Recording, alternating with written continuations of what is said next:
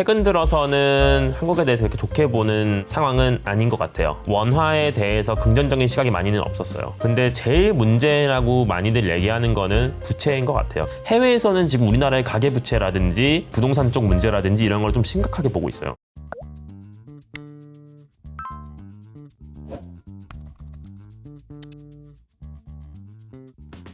안녕하세요, 이호석입니다. 오늘은 멀리 영국에서 윌리엄 나와주셨습니다. 안녕하세요. 네, 안녕하세요. 반갑습니다. 네. 윌리엄 딱 한 1년 만인 것 같네요. 그러게요. 제가 한국에 거의 1년마다 오니까 그래요? 이번 1년마다 있는 것 같네요. 추석 연휴 기간을 맞춰서 이렇게 오셨는데 또 오신 김에 또 그냥 보낼 수 없다. 그래서 그쪽 분위기랑 이런 것도 좀 여쭤보려고 모셨습니다. 작년 이맘때쯤에 모셨을 때는 굉장히 좀 긴장감이 있었던 것 같아요. 영국이 이게 뭐냐 그러면서 세상에 인도 출신이 총리가 되다니 뭐 등등 그죠?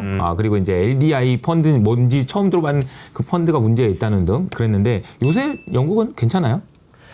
요새 영국은 전반적으로 말씀드리면 이제 그래도 조금씩 어려워지는 징조가 나타나고 있다. 그 전에는 이제 경기 전반적인 뭐 성장률이 어떻냐라는 것들이 많이 나왔지만 지금은 영국이 그냥 물가가 계속 문제였잖아요. 혼자 막 10몇 프로고 계속. 네. 근데 이제야 물가가 내려오고 있거든요. 아하. 근데 미국과는 약간 다른 점은 네. 영국은 물가가 내려오면서 네. 경제 균열이 좀 더 빨리 보이고 있어요. 아하. 그러니까 미국은 물가는 내려오는데 계속 네. 고용 탄탄하고 그러니까. 이런 얘기로 갔었는데 영국은 그렇지 않은 점이 조금씩 보이고 있거든요. 아하. 그래서 고용 시장에서도 조금씩 균열이 보이긴 시작은 하고 아직까지는 이제 임금 상승률이 되게 높았는데 그것도 이제 조금씩 떨어지는 신호를 보이고 있고 영국에서는 노동 시장에서의 문제 중에 하나는 브렉시트가 또 많이 언급이 되기는 해요. 왜냐하면 이제 외국에서 저렴한 노동자들이 원래는 들어왔었는데 브렉시트 이후로 그러지 못해서 물가 잡기도 더 어려워졌고 그리고 점점 이 집값의 상승률 또 영국 같은 경우에는 이제 월세가 엄청 비싸기로 유명하잖아요. 네. 그래서 예를 들어서 런던 한 중앙의 시내라고 따져보면은 네. 원룸이 월세가 막 500씩도 해요. 500만 원. 원룸이요? 네. 관리비고 뭐고 다 빼고 원룸이? 원룸도 막 그 정도 가기도 하고. 이게 뭐야? 그래서 한 투룸 정도 산다 그러면은 그래도 런던 시내에서 한 30분 거리, 20, 30분 거리여도 기본적으로 월세가 한 4, 500 와. 관리비를 제외한 월세가 올해까지도 이 월세가 10몇 프로씩 올랐거든요. 올해도? 네, 전반적으로. 근데 이 여파가 점점 이제 소비자들의 주머니를 조이기 시작을 했기 때문에 네. 이게 이제 조금씩 드러나는 것 같아요. 이 여기서 오는 균열이. 왜냐하면 이거의 또 다른 문제는 뭐냐면 흔히 우리가 요즘에 자산 듀레이션 얘기 많이 하잖아요. 듀레이션. 채권의 듀레이션, 주식에 대해서 듀레이션이라고 얘기를 하는데 간단히 말하면 듀레이션이라면 이 자산이 금리에 얼마나 민감하냐를 말하는 건데 영국 사람들의 자산에 듀레이션이 상당히 높다고들 많이 얘기를 해요. 왜냐하면 그게 이제 주택 시장 때문인데 영국 같은 경우에는 모기지 대출을 받잖아요. 네. 근데 미국 같은 경우는 30년 만기 고정금리가 많은데 네. 영국은 5년 만기가 대부분이에요. 그래서 5년마다 금리를 갱신을 해야 돼요. 아하. 30년 만기가 아니라 네. 요즘에는 길다고 해서 이제 10년도 조금씩 나오고는 있는데 근데 그게 대부분이다 보니까 이제 벌써 조금씩 주택 만기가 다가오고 있는 거죠. 아하. 그러면 2020년 때나 그 전에 금리가 낮았을 때의 금리로 대출을 받아놓은 게 만기가 조금씩 다가오고 있으면서 그러면 아무래도 사람들은 내야 될 내야 될 이자도 높아지고 그게 점점 이제 영국 소비자들의 호주머니를 위협하고 있다. 그래서 그 신호가 조금씩 나오고 있다. 그렇기 때문에 물가가 떨어지면서 미국 같은 경우에는 고용 시장이 좋으면 금리가 다시 막 오르는 그쵸. 경우로 많이 보여왔는데 최근에는 영국 금리가 다른 데에 비해서 많이 내려오긴 했어요. 그러니까 2023년인데요. 그러니까 이제 한 5년 만기라고 한다면 2017년에 예를 들어서 5년 만기로 대출 받았던 사람은 금리 진짜 낮았을 것 같은데. 그렇죠. 다시 갱신하려고 그러면 진짜 기겁을 하겠네요. 그죠? 금리가 네. 많이 올랐고 부담이 많이 되니까 소비가 줄 수밖에 없고 뭐 그런 흐름이 이어질 것 같다라는 생각이 좀 들기도 하고 말씀하신 중에 물가가 내려오는 동안에 미국은 괜찮은데 영국은 안 괜찮다. 이 얘기가 좀 인상적인 게 원래 물가가 내려간다는 얘기는 그러니까 경기가 둔화된다는 얘기인데 미국이 이상한 거야. 미국이. 그렇죠. 근데 이런데 고용이 계속 좋은 게 말이 안 되지. 미국이 사기죠. 방장 사기라고 보니. 그러니까 미국이 뭐 이유는 뭐 여러 가지 있겠지만 뭐 우리나라 삼성전자 포함해가지고 전 세계에 있는 기업들이 다 가서 지금 공장 짓고 있잖아요. 뭐 그런 이유가 아닐까 싶긴 한데요. 어쨌든 영국의 상황은 좀 여쭤봤고 지금 이제 운용사에서 그 멀티에셋 그러니까 이제 뭐 채권, 주식 뭐 다 같이 투자하시는 그런 일을 하고 계시니까 주변에 계신 분들도 이제 만나서 얘기하다 보면 올해 좀 성과가 어땠는지 이런 거 좀 궁금하거든요. 우리가 늘 이제 투자하다 보면은 외국인들이 어땠대 뭐 이런 얘기 많이 하는데 그 외국인들이랑 같이 있는 거잖아. 검머리 외국인. 그러니까 검머리 외국인. 아니 윌리엄은 검머리 외국인이고 주변에 있는 분들 어땠어요 올해?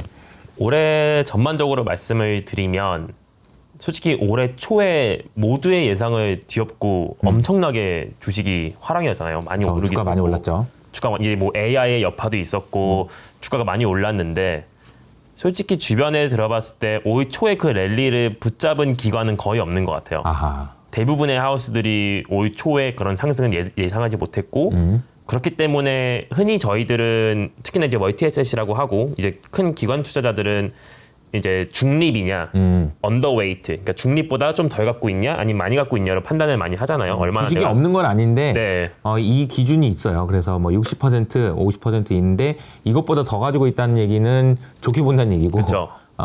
적게 들고 있다면은 안 좋게 본다는 얘기죠. 그래서 올 초에는 솔직히 특히나 작년 막 9월, 10월 이런 사건들이 터지고 올 초에는 대부분이 좀 언더웨이트, 그러니까 원래보다 좀 덜 갖고 가는 식으로 가져가고 있었고 그게 생각보다 오래 지속됐어요. 아하.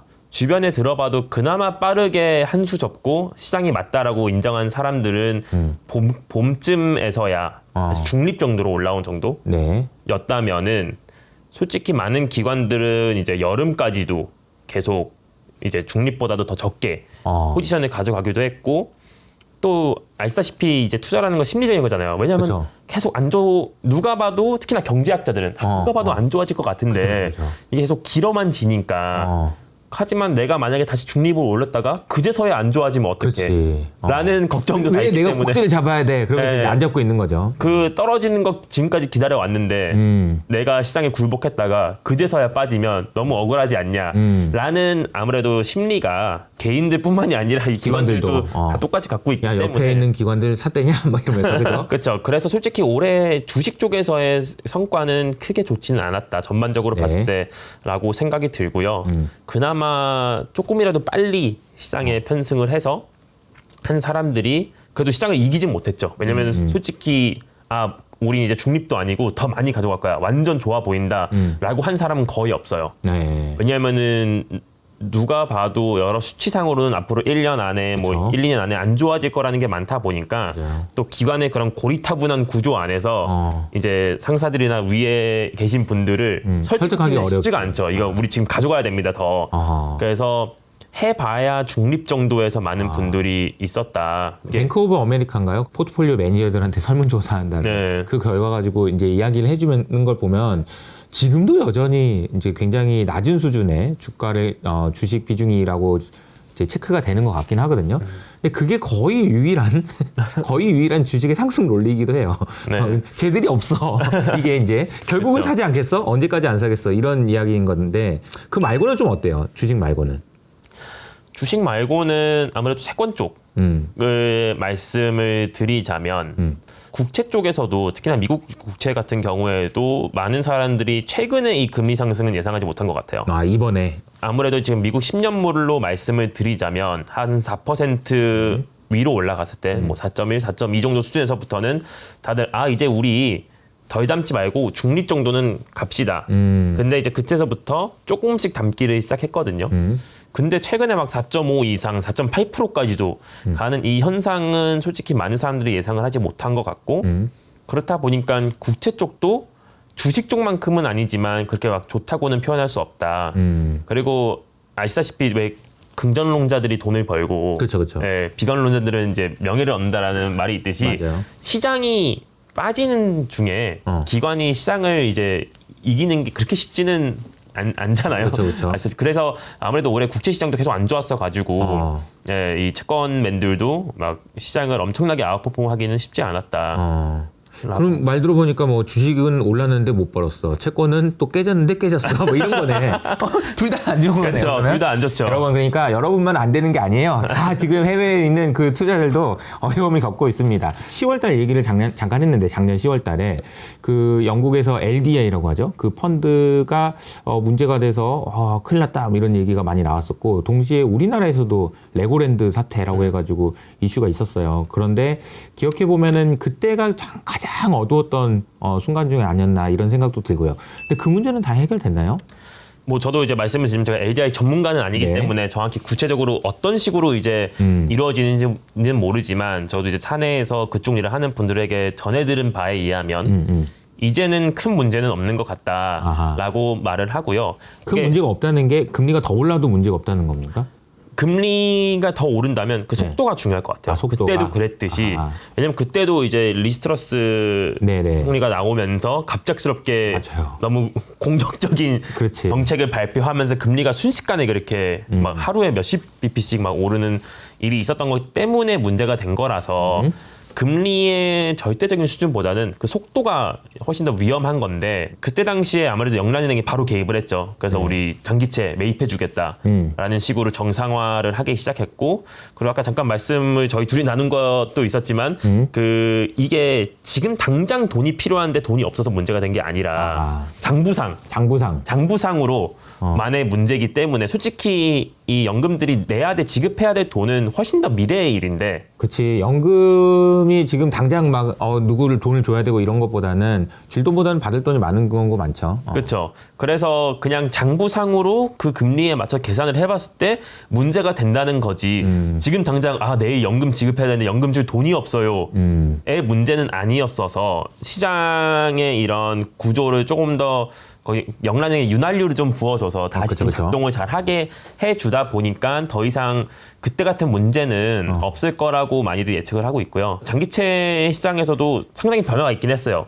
뭐 기존 국채에 대한 수요보다 이제 수업 시장에서 그러니까 선물이나 이런 수업 시장에서 포지션을 택하는 거를 더 많이 하기도 하고 그래서 그 이후로 약간 구조적인 변화가 있지만 그래도 전반적으로는 문제가 많이 해결됐다고 보시면 될 것 같습니다. 보통 그런 문제가 생기면 어쨌든 그 해결하기 위해서 뭐라도 하니까 같은 문제가 반복되진 않더라고요. 그러니까 뭔가 새로운 문제가 터지긴 할 텐데 같은 문제가 반복되진 않는 것 같아요.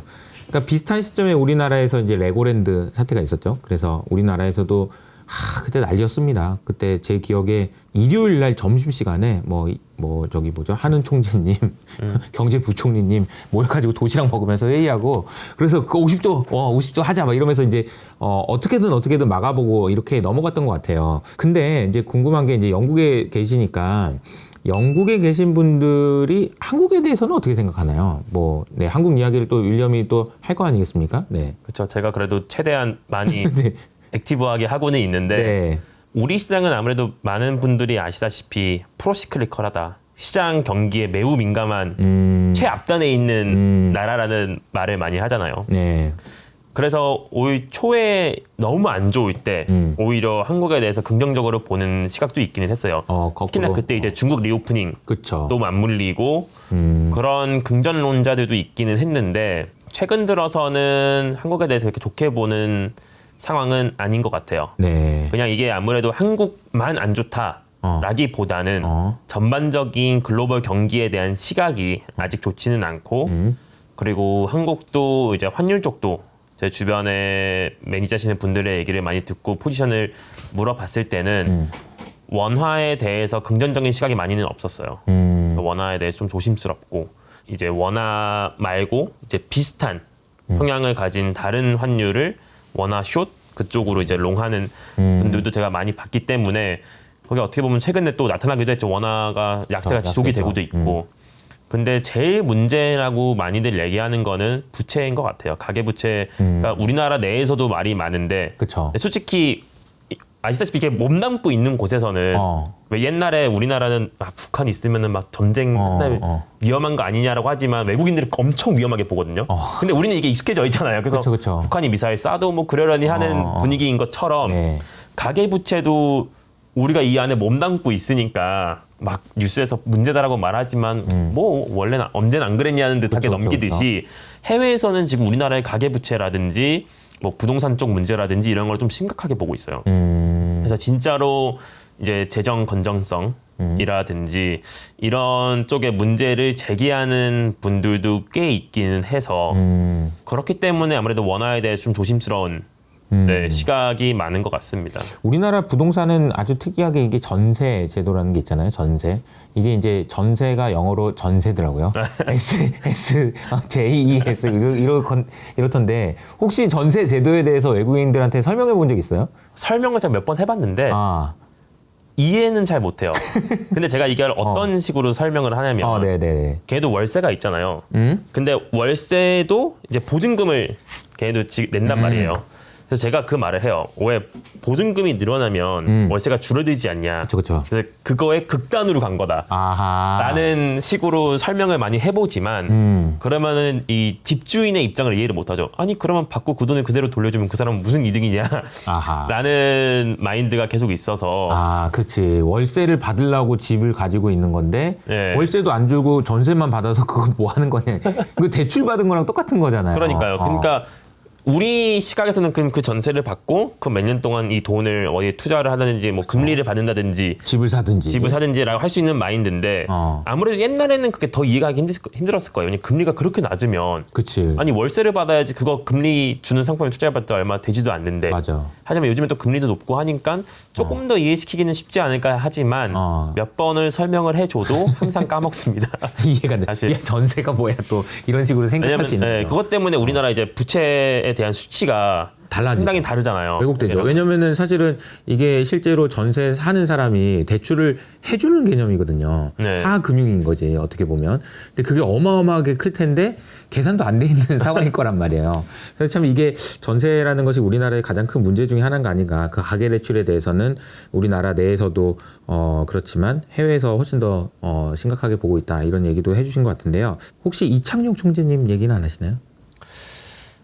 이창용 총재님에 대한 얘기는 크게는 없는 것 같아요. 아무래도 이제 봐야 될 중앙은행들이 많다 보니까. 그렇지. 파월은 보고 보는데 그죠. 순서상으로 따져보면 솔직히 매우 존경합니다만 아직. 아니 이창용 총재님 워낙 그게 유명하시고 또 해외에서도 알아주시고 뭐 그랬다고 하길래 또 알았나 그런데 그건 아니다. 알겠습니다.